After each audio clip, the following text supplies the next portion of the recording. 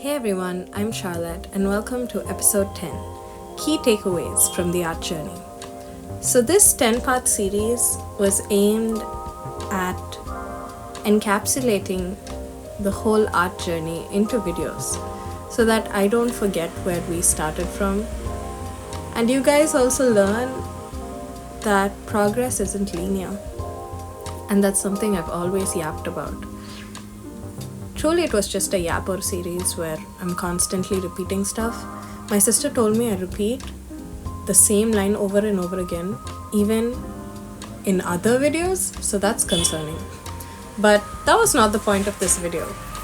On screen, though, is a favorite piece of mine because although my brushes were clumsy, in terms of learning, you see the learning shining through because the implementation of the sun and light being reflected in terms of shadows and where the colors fall, I think I was able to copy it from the references, starting from this piece and in the pieces that come further. Moving to the course of the video itself, something that I've learned is that you really need to let go of your pride and allow yourself to try fully with no intent of giving up. Once you get to that space, you learn so much and you progress so far. Even though that's not tangible in a short time, in the long run you see that consistency paying off. And all these videos are a reflection of that, to be honest. This piece is a self-portrait of me walking to college. It's not as refined as my other pieces, but it's a favorite because, again, it has some form of sentimental value. Moving to the second takeaway from the art journey, some projects take time. Like the comic series, which I mentioned earlier. It's been in progress for years altogether, and the end result is still not yet out. And although it used to bug me so much, that idea of the comic series itself, the initial plot line, got refined, strengthened.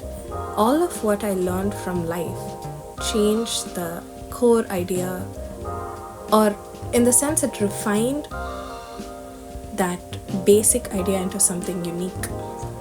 And I'm grateful for that. I'm not saying you should stick to perfectionism when doing your work and that should be the reason why a project takes longer.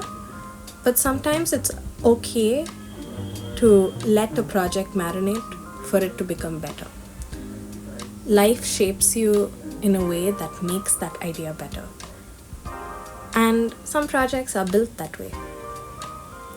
In that sense, it's also true that you will have many creative detours in order to experiment or learn, truly learn. But that's what makes creative pursuits fulfilling. I'm not talking about ambiguity again, where you completely ignore the plan that you have with your creative pursuit, but rather it's about leaving space for new ideas to brew. Another key takeaway is that whenever possible, you sow your skill into different opportunities. Whether or not it works is a secondary matter. But you need to be willing to put yourself out there and be willing to fail.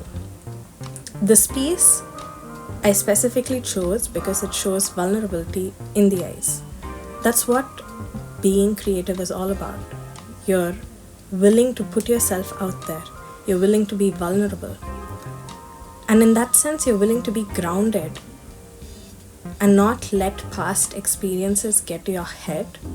Rather, you are shaped by every experience that you get through the course of your time. and your creative journey.